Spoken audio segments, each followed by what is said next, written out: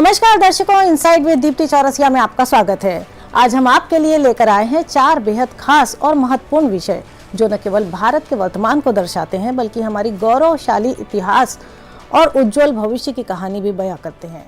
पहला विषय है सोमनाथ मंदिर का, वह ऐतिहासिक सच जिसे दशकों तक छुपाया गया। दूसरा है भारतीय तटरक्षक बल में शामिल हुआ देश का सबसे बड़ा स्वदेशी प्रदूषण नियंत्रण पोत समुद्र प्रताप। तीसरा है कृषि क्षेत्र में भारत की वह ऐतिहासिक उपलब्धि जिसने चीन को पीछे छोड़ दिया। और चौथा है एक गंभीर स्वास्थ्य चेतावनी जो दुनिया भर में खतरे की घंटी बजा रही है। तो बने रहिए हमारे साथ क्योंकि आज यह एपिसोड आपको भारत की वास्तविकता से रूबरू कराएगा। तो चलिए शुरुआत करते हैं उस ऐतिहासिक सच से जिसे प्रधानमंत्री नरेंद्र मोदी ने अपने हालिया ब्लॉग पोस्ट में देशवासियों के सामने रखा है। यह कहानी है सोमनाथ मंदिर की, जो न केवल भारतीय आस्था का प्रतीक है बल्कि हमारी सभ्यता की अमर चेतना और अटूट साहस का जीवंत उदाहरण भी है। लेकिन इस कहानी में एक ऐसा अध्याय है जिसे बहुत कम लोग जानते हैं और वह है आजादी के बाद सोमनाथ मंदिर के पुनर्निर्माण को लेकर देश के पहले प्रधानमंत्री जवाहरलाल नेहरू का रवैया। प्रधानमंत्री मोदी ने अपने ब्लॉग में खुलकर लिखा है कि नेहरू सोमनाथ मंदिर के पुनर्निर्माण के पक्ष में नहीं थे और उनका मानना था कि सरकार और बड़े संवैधानिक पदों पर बैठे लोगों को इस काम से नहीं जुड़ना चाहिए। अब यह सुनकर आपको आश्चर्य हो रहा होगा कि आखिर क्यों देश के प्रधानमंत्री अपनी ही सभ्यता के प्रतीक के पुनर्निर्माण के खिलाफ थे। दरअसल यह कहानी उस विचारधारा की है जो आजादी के बाद भी भारत की जड़ों से कटी रही और पश्चिमी धर्मनिरपेक्षता के नाम पर अपनी ही संस्कृति से दूरी बनाए रखी। सोमनाथ मंदिर जो गुजरात के प्रभास पाटन में स्थित है, 12 ज्योतिर्लिंगों में प्रमुख स्थान रखता है और शास्त्रों के अनुसार इसके दर्शन से पापों से मुक्ति और आत्मिक शांति की प्राप्ति होती है। लेकिन इसी गहरे आध्यात्मिक महत्व के कारण यह मंदिर इतिहास में कई बार विदेशी आक्रमणों का निशाना बना। वर्ष 1026 में यानी ठीक 1000 साल पहले गजनी के महमूद ने इस पवित्र ज्योतिर्लिंग पर भीषण आक्रमण किया था। इस हमले का उद्देश्य एक मंदिर को नष्ट करना नहीं था बल्कि भारत की आस्था और सांस्कृतिक आत्मा को ही कुचल देना था। लेकिन दर्शकों, यहीं पर भारतीय सभ्यता की महानता दिखती है क्योंकि बार बार हुए हमलों के बावजूद सोमनाथ मंदिर हर बार पुनः खड़ा हुआ और आज भी पूरे गौरव के साथ अडिग है। अब आइए बात करते हैं उस ऐतिहासिक घटना की जो आजादी के तुरंत बाद घटी। स्वतंत्रता के बाद सोमनाथ मंदिर के पुनर्निर्माण की जिम्मेदारी सरदार वल्लभ भाई पटेल पर आई, जो लौह पुरुष के नाम से जाने जाते हैं और जिन्होंने भारत को एक सूत्र में बांधने का ऐतिहासिक काम किया था। दीपावली 1947 में जब सरदार पटेल सोमनाथ पहुंचे तो वहां की स्थिति देखकर वे बहुत भावुक हो गए और इसी यात्रा के बाद उन्होंने उसी स्थान पर मंदिर को दोबारा बनाने का दृढ़ निश्चय किया। यह फैसला केवल एक मंदिर बनाने का नहीं था बल्कि यह भारत की आत्मा को फिर से जगाने, अपनी सभ्यता के प्रति गौरव को पुनर्स्थापित करने और विदेशी आक्रमणकारियों द्वारा किए गए अपमान का जवाब देने का फैसला था। सरदार पटेल की इस पहल में उन्हें के.एम. मुंशी का भी पूरा साथ मिला, जिनकी किताब सोमनाथ द श्राइन इटर्नल आज भी इस पूरे प्रसंग को जीवंत रखती है। प्रधानमंत्री मोदी ने अपने ब्लॉग में इस किताब को बेहद ज्ञानवर्धक बताया है और कहा है कि इसका नाम ही भारत की सभ्यतागत सोच को दर्शाता है जिसमें आत्मा और विचारों की अमरता पर विश्वास किया जाता है। सरदार पटेल और के.एम. मुंशी ने मिलकर सोमनाथ मंदिर के पुनर्निर्माण का जो संकल्प लिया वह केवल पत्थरों का निर्माण नहीं था बल्कि वह भारतीय स्वाभिमान का पुनर्निर्माण था। और फिर 11 मई 1951 को वह ऐतिहासिक दिन आया जब सोमनाथ मंदिर को भक्तों के लिए खोल दिया गया। उस समय देश के राष्ट्रपति डॉक्टर राजेंद्र प्रसाद इस ऐतिहासिक अवसर पर मौजूद थे और उनकी उपस्थिति ने इस पल को और भी गरिमामय बना दिया। प्रधानमंत्री नरेंद्र मोदी ने सोमनाथ मंदिर के विध्वंस और पुनरुत्थान की उस गाथा को स्मरण किया है जो भारतीय सभ्यता की अमर चेतना का प्रतीक है। वर्ष 1026 में आज से ठीक 1000 साल पहले सोमनाथ मंदिर पर पहला भीषण आक्रमण हुआ था। इसका उद्देश्य केवल एक मंदिर को तोड़ना नहीं था बल्कि भारत की आस्था और सांस्कृतिक आत्मा को कुचलना था। फिर भी सहस्राब्दियों बाद आज भी सोमनाथ मंदिर पूरे गौरव के साथ खड़ा है और बताता है कि आस्था को ना तो मिटाया जा सकता है और ना ही झुकाया जा सकता है। पीएम मोदी ने भारत की इस चेतना की कहानी को अपने ब्लॉग पोस्ट में विस्तार से लिखा है। सोमनाथ, ये शब्द सुनते ही हमारे मन और हृदय में गर्व और आस्था की भावना भर जाती है। भारत के पश्चिमी तट पर गुजरात में प्रभास पाटन नाम की जगह पर स्थित सोमनाथ भारत की आत्मा का शाश्वत प्रस्तुतिकरण है। सोमनाथ जो करोड़ों लोगों की श्रद्धा और प्रार्थनाओं का केंद्र था, विदेशी आक्रमणकारियों का निशाना बना, जिनका उद्देश्य विध्वंस था।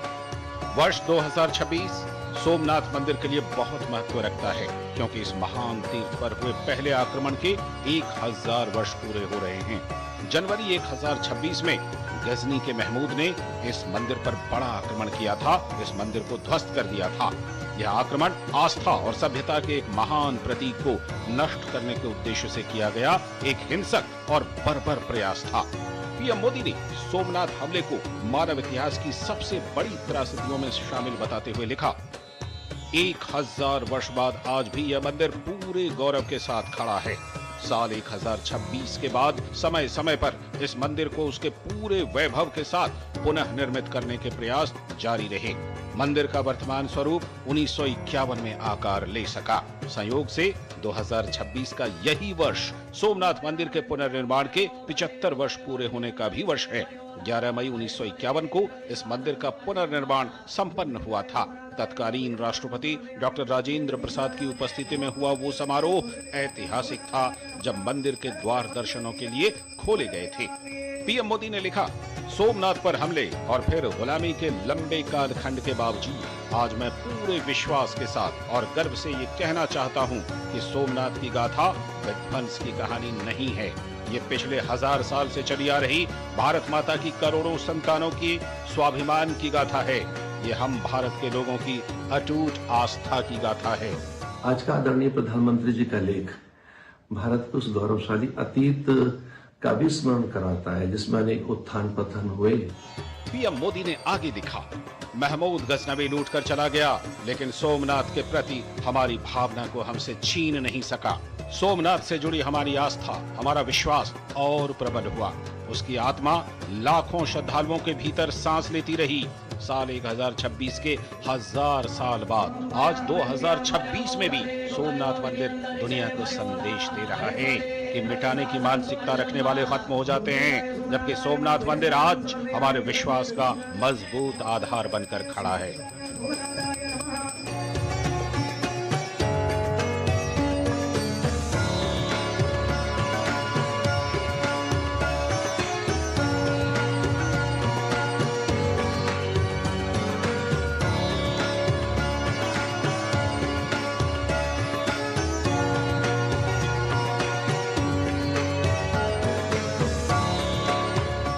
लेकिन दर्शकों, यहीं पर कहानी का सबसे दुखद और चौंकाने वाला पहलू सामने आता है।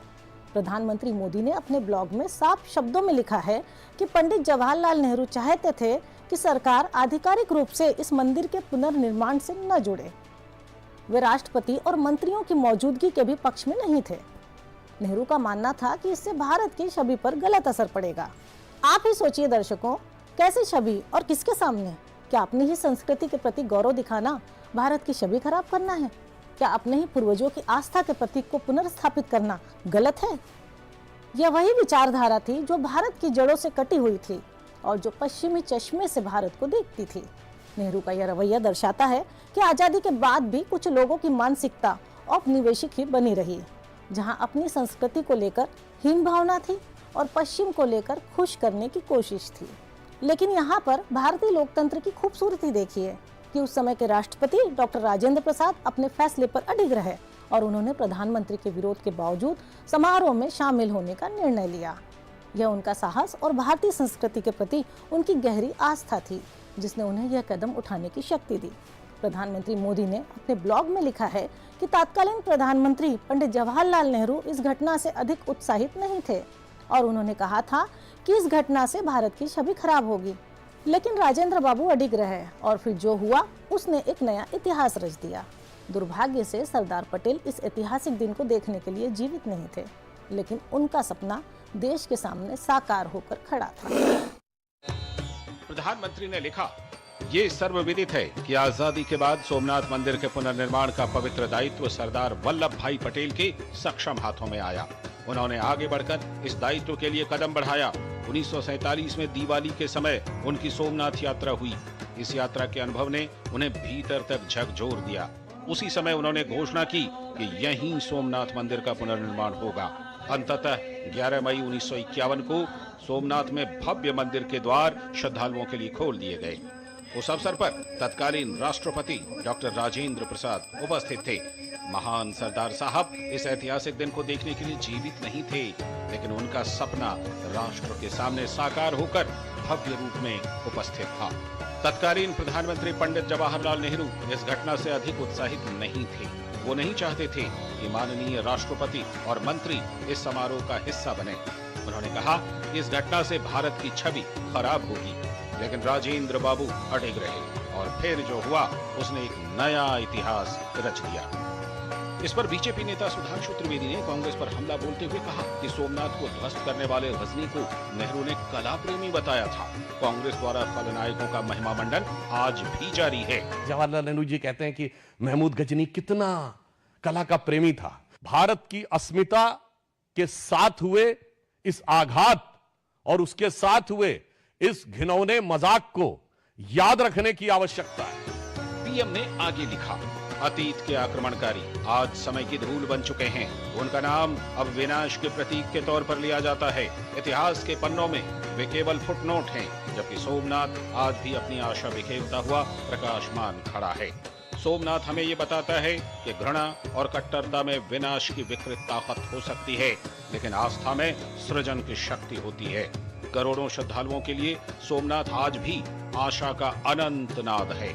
ये विश्वास का वो स्वर है जो टूटने के बाद भी उठने की प्रेरणा देता है। इस लेख में बहुत सुंदर ढंग से उन्होंने लिखा है कि भारत का विकास होगा और भारत का जो वंशी भारत के जो लोग हैं, जब भी सोमनाथ को के बारे में सोचते हैं तो उनका उत्साह बढ़ता है।